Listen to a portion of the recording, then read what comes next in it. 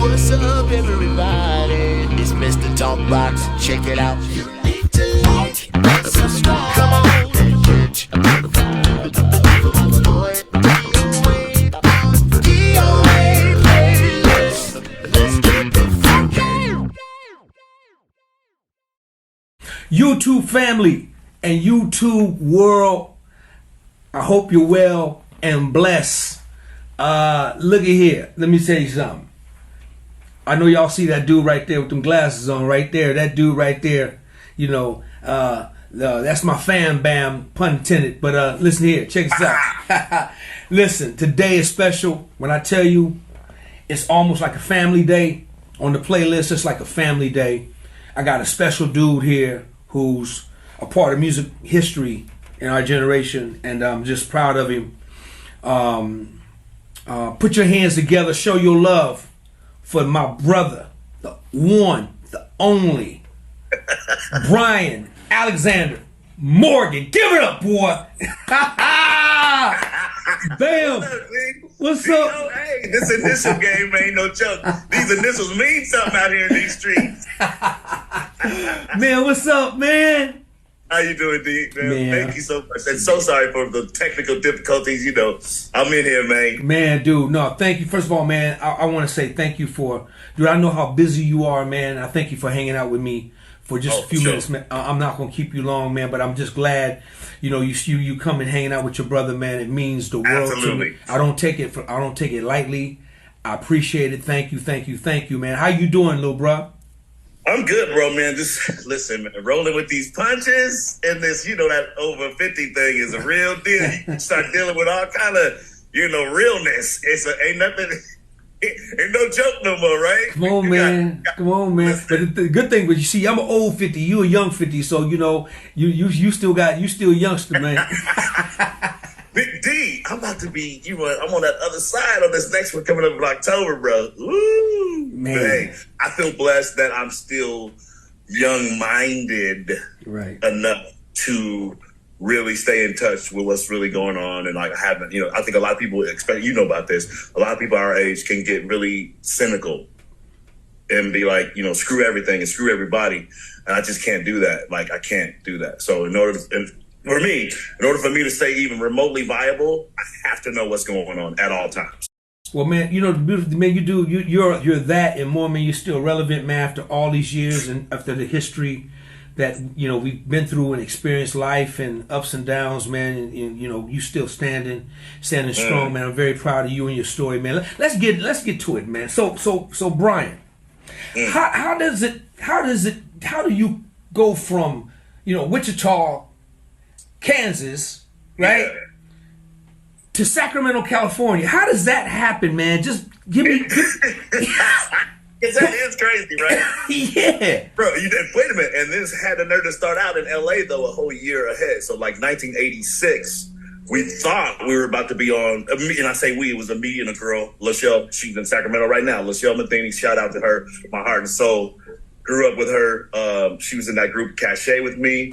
And she and I were just, you know, church kids, man. You know about that. Church kids growing up, listening to Tremaine Hawkins, them, and Clark Sisters and Winans and all the stuff. And we thought we could be, I don't know if you remember, but Tremaine had a really dope record called Fall Down in 85, 86. And you know, Clark Sisters had You Brought the Sunshine in 81. And we was trying to do that, you know, and then the Winans exploded with, you know, their world. So, like, we were like, well, we can do that, too. We want to do that, like message music. Still stay close to our church roots, but get it into a broader audience. That's what we were looking to do. So John McClain at A&M, who had just, you know, released Janet's joint in 86, we had a manager back then who brought us to California, to LA, and he said he had a relationship with Dick Griffey at Solar, right? And our goal was either we was going to be on Solar, which we loved, because we love Shalimar, and or A&M. John McClain and with Janet. So what ended up happening was that manager was a crook and ended up getting arrested and going to jail for crazy stuff.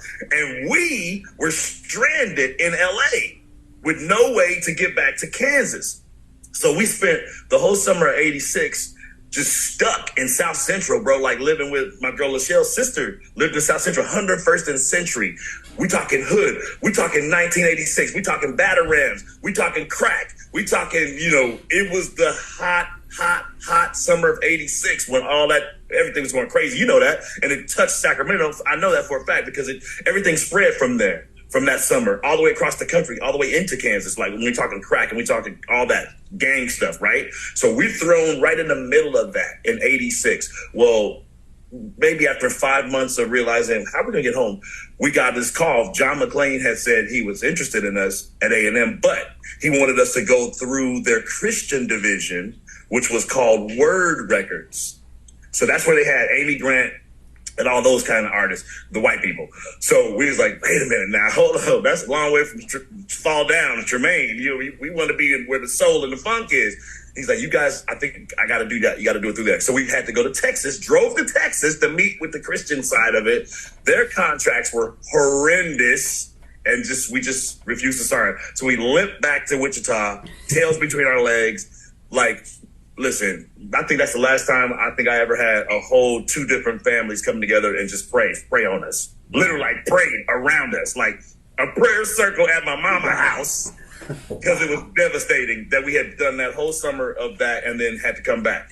But look how the universe works. In that time that we went back and I was stuck back home, I had a good friend of mine. His name was Steve Williams.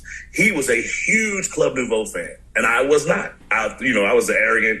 They can't sing. I'm on Clark Sisters thing. And I'm like, what is that? So, and then he went to the show. I had this demo that we had done. That's the thing that John McClain had heard from us. Our demo was what was getting us to shine, right? We had done this ridiculously dope demo that all of Wichita knew about. It had some joints on there that reminds you of Clark Sisters, some joints that reminds you of Commission. Like we was killing it with our gospel thing, right?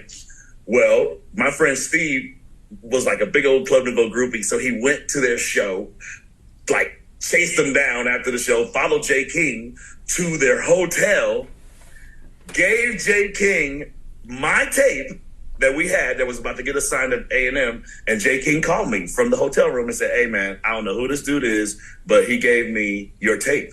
And if you let me take this tape, I will have you a deal on Warner Brothers within 2 weeks. And that's how I got to Sacramento.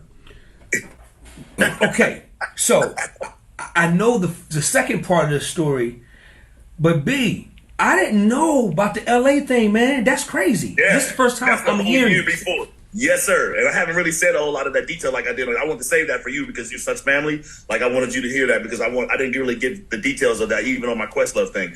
That was the wild ride we had, bro. Like that whole year of 86 was really testing me as a human being. Like I'm talking about, bro, I would be trying to get a haircut and then like stuff would start going down. You gunfire, you got to run out. Like make sure you ain't wearing like the wrong colors in this area. Like all of that stuff was like new to me, a Wichita kid. I'm like, what is this? Like it was nuts. But at the same time, it was an eye opener, and it's what I needed to see to kind of shook me out of my cocoon of safe Christian Wichita. Like it had nothing to do with any of that street stuff, right? So I needed to see that just to be like, whoa, this is what real life is out here for these people who live in these neighborhoods. And honestly, D, that's probably where my first spark of activism came from, was being in those communities, watching how terrorized the mothers were. Remember, crack addicts would steal everything from their own families, and like it was just devastating, wow. Devastating. I want to add this: in that same year, this is where I really became an activist. In that same year, I was 21. There was a memo that leaked throughout the tobacco industry. And they had been targeting black people, black females, black males. And so and the memo said they made cool cigarettes for black men. And they made Virginia Slims for black women. And they made, like, it was crazy. Like, and they were like targeting us and making the nicotine harder to suck out the filter, changing the filter to make it more addictive. And I was like, hold on. So when they held them account in 87, when they had the big hearing in 87, and that was a big deal when all the tobacco people came together and they were like, are you purposely poisoning black people? No. Well, in the memo, it says you are. And that changed me forever. Wow.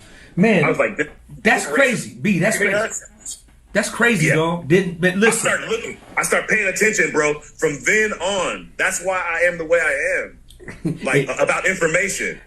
And you are that way. Yes. Hey, yes. B, let's move it on, man. Let's move it on, because Yeah. I'm not gonna keep you, man, because I know you busy, man. Listen, so you end up in Sacramento. Did Jay make that deal happen in 2 weeks? He absolutely did. He absolutely Wow. did. Oh, he's played it for Benny Medina. Now you got to remember, at this moment, Guy is huge. This is a year later, '87. Guy came out '80, going to '80s, whatever. Guy had already debuted, so people are hearing that voice, Aaron Hall, and and that reminiscent of Charlie Wilson thing. So Warner Brothers wanted a piece of that energy. So in my demo, I had that energy. So Benny Medina heard that and was like, "Yeah, this is what's up. We're gonna roll with this." So they not only did he sign us, Jay called me. He's like, "Yo, pack your stuff. You about to go. You about to come out. You coming out." So Jay allowed me to produce and write the whole thing myself, which was unprecedented for a person like young, like maybe. I think it had only been done with Prince before, where somebody like he just allowed me to do my own thing that I hadn't been proven in any kind of way.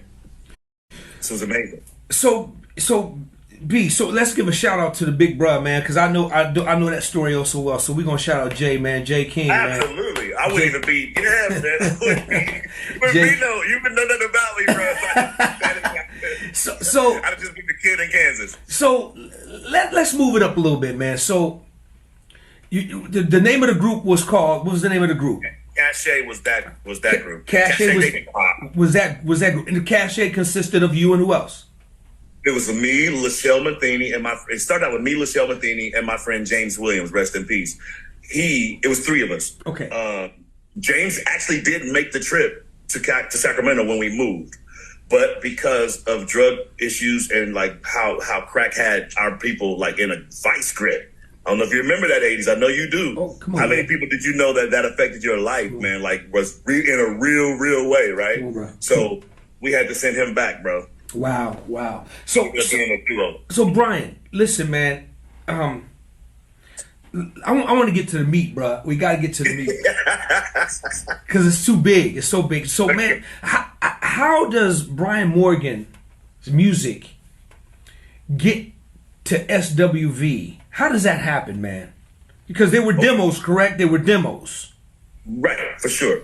Okay, so first, after we got dropped from Warner, because that never came out, the whole album never came out, we got dropped from Warner in '89. I recorded the whole album in '87. It was supposed to come out in '88. None of it happened. Jay's relationship with Warner soured, and it all went away. So then I was just alone in the Tomas in Sacramento, like broke and literally like didn't know what I was going to do. Probably looking to head it back to Wichita, really. But something in my spirit said, "There's no way I'm going back to Wichita. I just got to make it work out here in LA. In Sacramento." So, of course, I was hearing names like you, and you was killing, like getting ready to go out with Jen. You had Bobby Brown. You was like, listen, all I was hearing was these incredible names flurrying around me. Raphael Sadiq, your name, Wayman Tisdale. These are the things that were circulating around my orbit. You feel me? In Sacramento, where I had to step up to the plate. Period. Like it wasn't nobody cared you got dropped. That happens. You know what I'm saying? Robert had a whole album on MCA. He still had to work. Robert still got out there. Robert Brookins, ladies and gentlemen, yes. if you don't know, yes. my brother got out there and worked, man. Like Everything on Fire, you know what I'm talking about. Where label thing didn't necessarily pan out, and you got to still work. You know all about that. So that's kind of what I did. So in the space that when I got dropped and figured out how to try to write for other people, I chose Martha Wash. Because she was on the heels of style and all that. So I said, she got heat right now. And she had just sued CNC Music Factory. And she had done that brilliant black box record, Everybody. I liked all that. I was like, okay, now that taps into my dance side that I had always been cultivating because I had all these friends around me from Chicago. So I was like, I can do that dance stuff. So I started writing joints for Martha Wash. She heard them because I sent them to her management. She called me herself. I sent four demos, D. Four. Up-tempo, a mid-tempo, a ballad, and another joint. And she called me. She said, I don't know who you are, but can you please come to New York and record these songs? I was like, what? Because, I'm coming from pure brokenness. You don't even know that you helped me out in that broke period when you when we did the Bobby Brown thing when he had to do the American Music Awards in '90. So you play a part and you still in there. You didn't know what I was going through, bro. Wow. But look, when I did that Bobby Brown American Music Awards thing with you guys, I needed that money, bro. I drove my broke down Isuzu on the grapevine through the grapevine, bro, to get down there to do that gig with you and Bobby. And feel me, I met Val Young in that period. We're talking 1990. So I'm deep in the soil with you, bro. Like way before SWV ever happened. You hear me? Like I was grinding. There I was on stage with you, Bobby, and doing the American Music Awards. Didn't nobody know who the hell I was. But from that, I got the Grammys the next month because you and I were in LA, and then I was just leaving, and Keith John heard me playing in the lobby, playing some commission on the piano. Keith John heard me, and then I got the Grammys with Stevie. That's within the same few weeks of doing the thing with you and Bob. So, but still broke. Come back to Sacramento, get the call from Martha Wash. She's interested, wants to do these songs, and now all of a sudden I have some money because they're paying me half my money to do these records. I can buy some gear now. I have been using like crappy gear. And that's what got me to RCA Records because Martha's deal was there. And that's how SWV heard about me because I was already there working on Martha Wash. Wow. So that's how, who was running RCA at the time was, Skip Miller. Skip Miller, right. Skip Miller was there. So that's how basically the whole thing went down through Martha. That's how it went down. Kenny Ortiz was the A&R for Martha. Yeah. And he had been shopping SWV's demos for a while, and they couldn't get arrested with the joints they had. So I think he heard something in me, obviously, that he thought could work with the girls. And he sent me a Federal Express tape of them. And I lived at this time I'm in off of Gloria Drive, 6140 Gloria Drive, baby. Right over there, in my little apartment. And not too far from Wayman, right around the corner from Tig. Not too far from Wayman's pocket, exactly. Yep. And I heard Coco's voice for the first time. And I was like, oh my God. Like, but it was all over the place. It was super sharp singing, big good gospel all the time. She'll tell you, she's all over the place. And I was like, but if I could tame that voice, I think this is really some real something, this right here. Because wouldn't let me go. Her tone, right? Yeah. And so Kenny Ortiz was like, yo, B, when you come back to mix these Martha Wash records, bring me some stuff for these girls because I need you to record them. And I said, cool. So I brought him some stuff, and it was cool. But the intervention of the universe happened again. And it went back to Jay. And this is so crazy. Check this piece out. Jay King's office used to be on 12th and C, remember? When he had King J Records on 12th and C in Sacramento. So there was this dude that used to clean the office. Jeff Bowens used to clean the damn office. So apparently Jeff had lifted one of my demos out of there because I used to leave demos with Jay all the time, of stuff I was doing.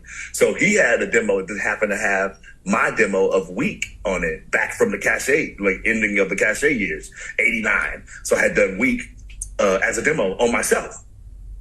Bowens had it. I didn't know that. Well, Bowens ends up getting a job as an A&R person at RCA in LA, right? So Kenny Ortiz, Mr. New York A&R for Martha, is at a meeting one day in LA with Skip Miller, walking through the cubicles, here's Week, the demo playing. And Kenny's by this time very familiar with my voice because I had been working with Martha. I'm singing all them backgrounds and doing all this stuff. And so he goes, who is that? That's Brian Morgan. I know that voice. What? And it was Week. Kenny called me. He's like, what the hell, bro? Why have you been holding out on me? You know I need joints for them girls I've been telling you about. You gotta record that on them girls. And I was like, nah, bro, that's for me. I want that joint for me. I wrote it for Charlie. But I really want it for me if I can see what's up with me. He said, bro, I will pay you 10 G's just to do a demo of that song with them girls. And that's how it all started. You know what? So I know all about that story. I know the Jeff Bowen story.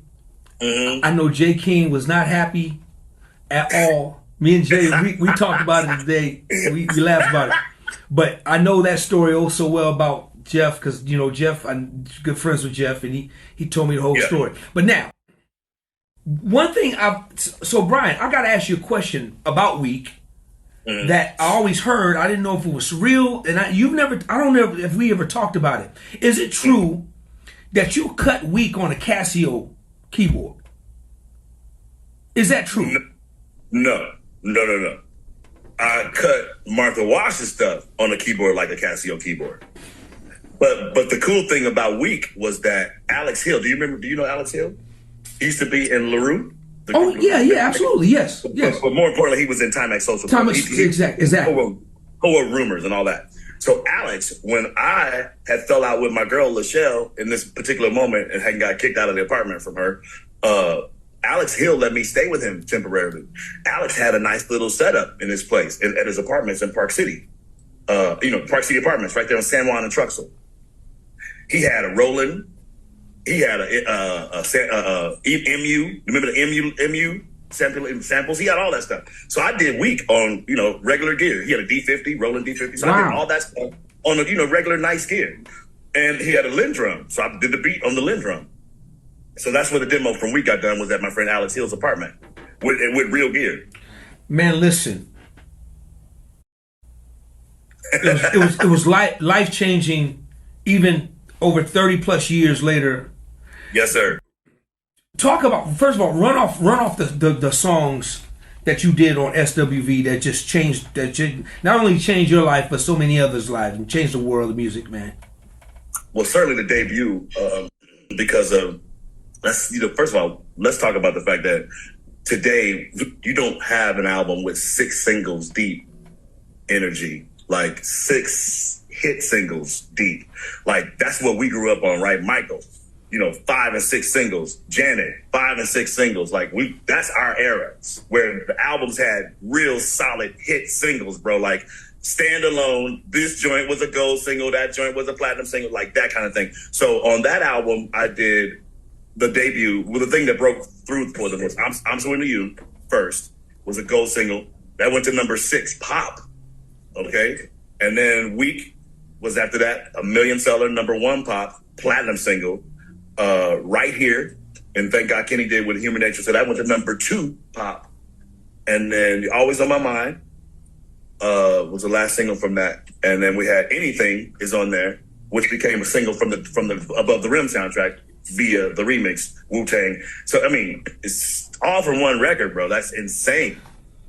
Right? Bruh, it doesn't happen. Bruh, that doesn't happen. It was rare even back then. I mean, you know, especially a cat from, Wichita, man, to come and do that. Sacramento. It's Sacramento, dog. It's Sacramento. So tell everybody the story. I'm sure people who follow you, they know the story real quickly. Tell the story about Weak. What made you write that song? What was that song about? Well, being at that moment, I was, again, just like I was trying to follow Martha and do something that I thought could get out there quicker because she has a vehicle. Well, Charlie and them had out a joint called Wednesday Lover that I love. The Gap Band at this particular moment in '88. And I was just trying to do something that I thought Charlie could do. Because coming from where I come from, me and Wayman Tisdale and that whole Oklahoma Wichita Connect, I always do what's the realest to me, like the most closest to my heart. Martha, I had always followed her from Sylvester. Like I loved her in the 2 Tones of Fun. I loved that sound, her tone. So it was very real to write for her, from a real place. So with Charlie, oh my God, that's like my heart. So I was like writing it for myself, but I knew Charlie could just kill it, right? So really my mindset was I want this to be something Charlie could just murder. But the subject of it was what was happening with me and Jay and Shantae was all falling apart. It was a disaster. And I temporarily lost my connection to my mentor, Jay. Like it was all, this kind of stuff was new to me. I'm just this Wichita fucking church kid. That's like, okay, I ain't never had no bad one even remotely looking at me like that. You feel me? So I was like, hold on, yo, this is a lot. This is overwhelming. So Weak is about frustration, of what is not going to happen, because I was never going to betray my man. And I say it like this. As We Lay by Shirley Murdoch is about what happens when you give in. Right. And, then you're dealing with the aftermath. Right. Weak is about what happens when you don't. So that's what that's about.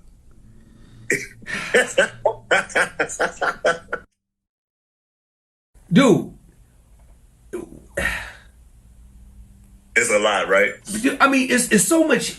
You wrote these records, Brian, and this music will not die. And let's talk about Rain, man. Let's talk about Rain. Let's talk about Rain. What? Tell me the Jocko thing. Tell me that. Okay. So we're cutting from SWV is hugely wildly successful and boo boo boo, and that's amazing. And then now it's time to do their second album, and that's all happening. In the middle of that, somewhere like in '94, I had always known Layla because Layla Hathaway was signed to Virgin Records by my best friend and dear friend and my manager, Jeff Foreman, who is the younger brother of Mtume, James Mtume, rest in peace. Jeff is his younger brother. So I had always been friends with Jeff. Even when I was on the Warner Brothers time, I had already known Jeff. And so Jeff got Layla signed to Virgin in '90. And I had always wanted to work with Layla, period. Like, who didn't? And I watched Chucky Booker's work on Layla. Are you kidding me? We all watched. We was like, woo, okay, right? Right? Cool. And I know you knew everybody that worked on that album. Rex, Sally, you knew all those people. Kipper, you know everybody. We definitely knew the same people, musicians-wise. And so in this moment, I didn't realize that Layla had been a huge Coco fan, like big Coco fan. So once I reached out to do something with her, we agreed that I was going to come to her place in LA and just vibe, do like what people used to do, acting like Jimmy and Terry did with Janet, get to know the artist, hang out, get her energy before you start writing anything, right? So that's what I did. Hung out with Layla, and she pulled out some vinyl on me, and Jocko was one of the vinyls. She pulled out the wax. I had never seen that cover before, obviously, that iconic black and white cover.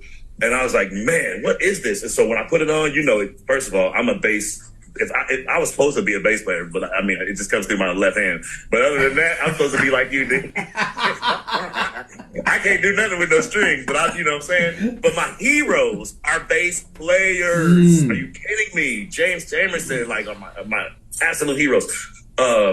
So at the end of the day, when she put on this Jocko and that needle dropped on Portrait of Tracy, now this is in '94. It so captured me with that whole the figure do. I was like, my God. And then we was like, yo, he's doing that with harmonics. Who does that? That's insane. And so it just wouldn't let me go. I forgot all about it. Maybe a year later, 2-3 years later, I'm in the shower and like this whole hook comes to me, which was the Rain hook.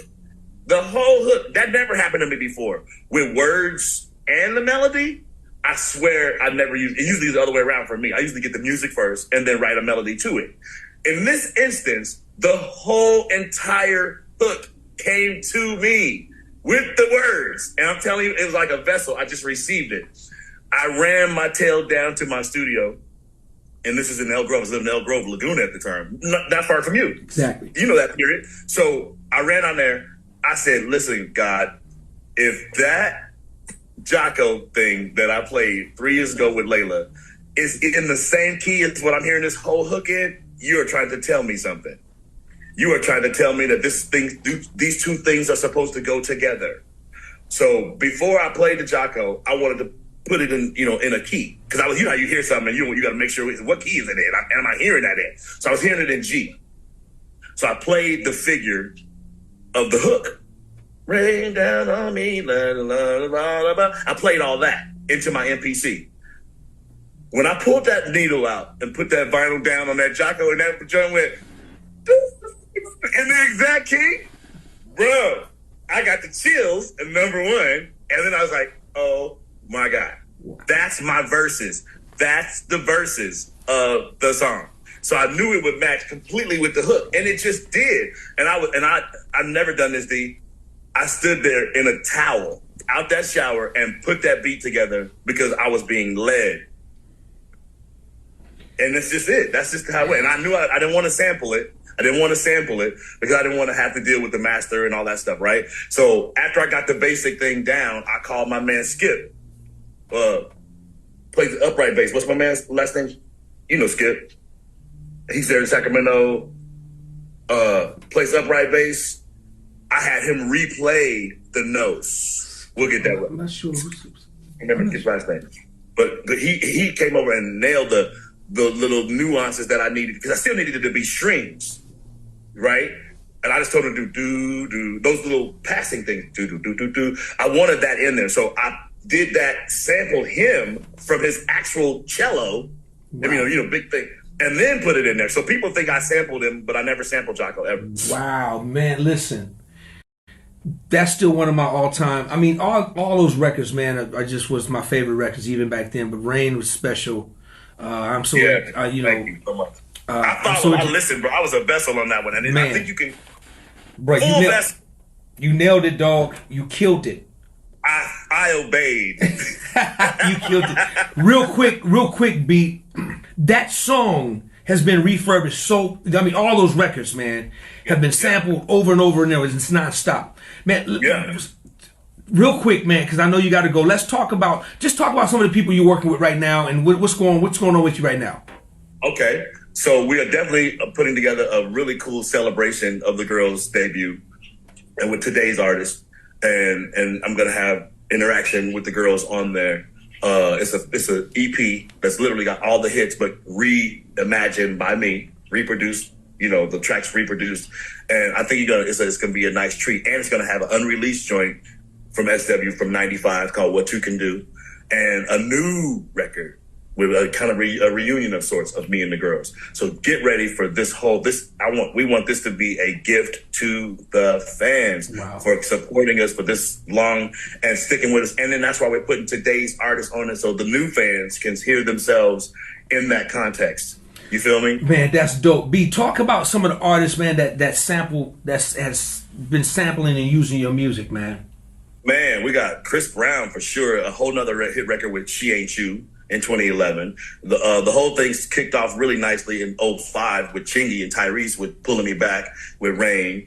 We got just in the last year or two, we have Chris again with you sampling Always on My Mind on the joint called The Baddest with Young Blue, the rapper. We got Rick Ross and Summer Walker with Rain last year, thing called Summer Rain. We got Kanye doing the gospel versions of Week and Rain in the Sunday service choir. It's just nonstop. Flo Milli, the rapper, she did Week, called it Week, didn't have no problem calling it Week. I'm going to feature Jacquees and Coco on Always on My Mind on this new project. It's about to be nuts, bro. And what did Drake do? What did Drake do? Oh, Drake started out, he sampled anything. Okay. On Take a Shot for Me. That's on his, what album was that? Take Care.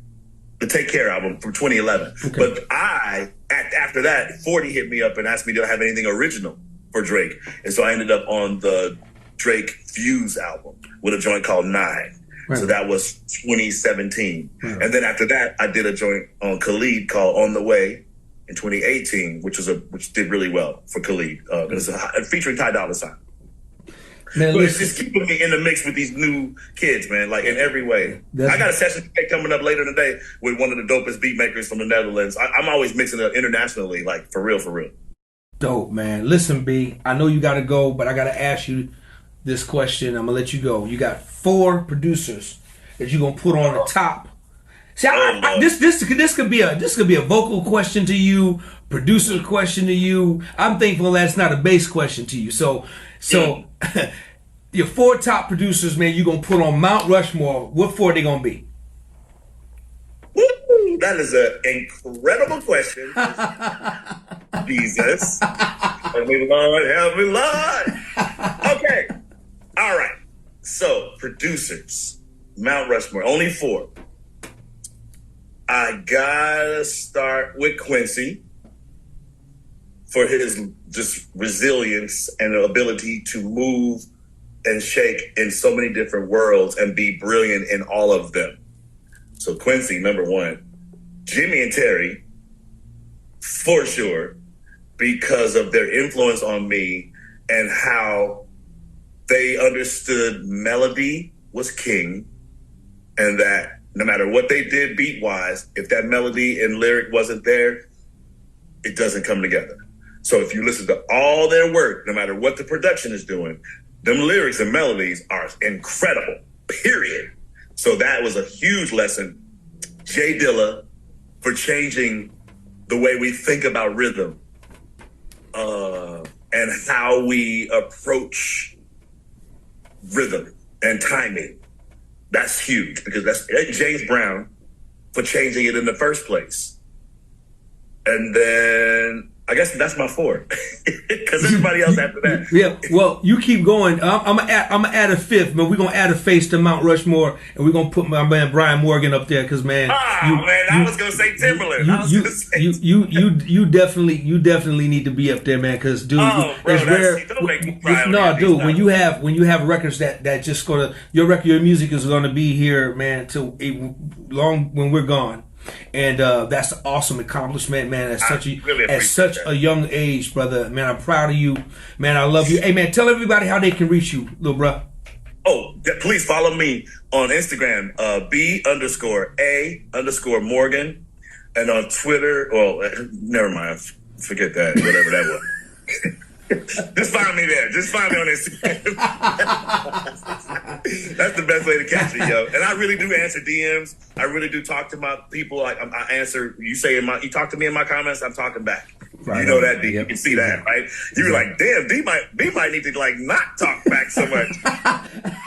You got a little militant on you, man. A little bit, man. I get that from my dad. We ain't talking about that now. That's another conversation we need to have. Okay. Honestly. Okay. I will come back to talk about Black men and our fathers. Let's do that. Let's do that, man. Let's make that happen, man. Bro, all right, please. Now that one is a real one. Listen, man, I'm gonna let you go, man. I know you're busy, man, but listen, bro, I love you, man. You know that, and I'm very proud. I'm very proud of you, man, and everything that's been happening, and past, present, and future, man. I'm just really proud. I'm so thankful for you, D. Listen, I gotta say this. Thank you for allowing me to come into your home turf and be me, because that's not easy. I know you guys, y'all the tight crew. I wasn't just coming up in there and like stepping up in that. I had to earn every bit of it. And you know what? But once I did earn it, you guys give the love and the respect that I cherish. Hey, man, really do. Listen, man. Everybody love you, man, especially Wayman, man. Wayman was a fan of just everything you did. Robert, Robert was the leader still to this day. He's the leader, man. And Jay and everybody just embraced you, man. And just watching you do what you do. It's crazy, D, huh? When you think about it, my history with each of those cats is its own individual thing. And I'm thankful for that. Absolutely. You know what I'm saying? Absolutely, man. When I call them, I get emotional. Woo! So good, man. Thank you, D. I love you, man. I love you, boy. DOA.